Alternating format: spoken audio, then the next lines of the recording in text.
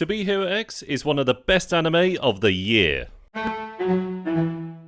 To Be Hero X is a superhero show where everyone in the world can gain powers based on the amount of followers they have, and the type of power gained is dependent on the perception of them. For instance, a firefighter who was filmed holding up a collapsing building from crushing a child was filmed and that went viral. Therefore, he became a hero whose power is that he is unmovable and can hold up anything. However, it causes him to be unable to crouch or even lie down. He must stay standing at all times. Once this unbreakable perception of him is broken, however, he loses his power. Therefore, to gain and maintain their powers, the heroes have to advertise and update their image to their fanbase. Likewise, their powers can change based on how their fanbase perceives them. A worldwide travel blogger with a large amount of followers gained the ability to teleport anywhere in the world. But after meeting Mr. Nice, her fans wanted them to be together as a lovey-dovey couple, so now she could only teleport to him and nowhere else. I absolutely love this concept, as it offers a huge opportunity for characterization in a vast variety of ways, while offering a deep exploration of the world. And I'm glad to say, To Be Hero X absolutely nails this. Going in blind, you'll see an average guy getting fired in a funny way, who then witnesses Mr. Nice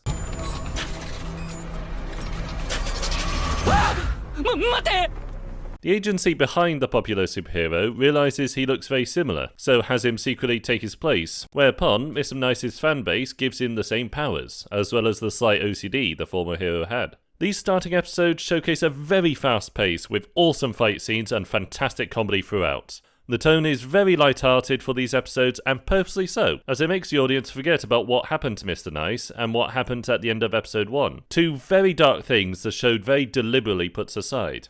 Don't worry about those things, the characters aren't worrying about them, and you shouldn't either. Here we got some incredible fight scenes with transitioning art styles and a genuinely lovely romance with hilarious comedy on top. This all culminates in a certain thing happening, and we switch to an entirely different character many years ago. This following episode, we cut to an entirely different story of a child losing his parents to a mugger, who is then saved by an electric hero called E-Soul. Inspired by the hero, we follow him become a children's performer of E-Soul, who then fails at this tryout for his replacement thing, and he ends up heroically beating up a couple thugs from kidnapping a kid. Upon being filmed fighting back, he ends up with a small following, and we watch him rise the ranks before challenging his very hero, who shares much of the same fanbase. In these few episodes, the pace slows, the tone becomes darker, and the action more brutal, which all comes together to demonstrate to the audience that there's a lot more going on in this show than the simple superhero premise. The rest of the show chronologically follows the other members of the top 10 heroes, and how they ended up in the highest of positions when the initial protagonist joins. Each of these stories has an entirely unique tone, with entirely different art styles, pacing, perspective and themes, all of which provide more and more clues about this world.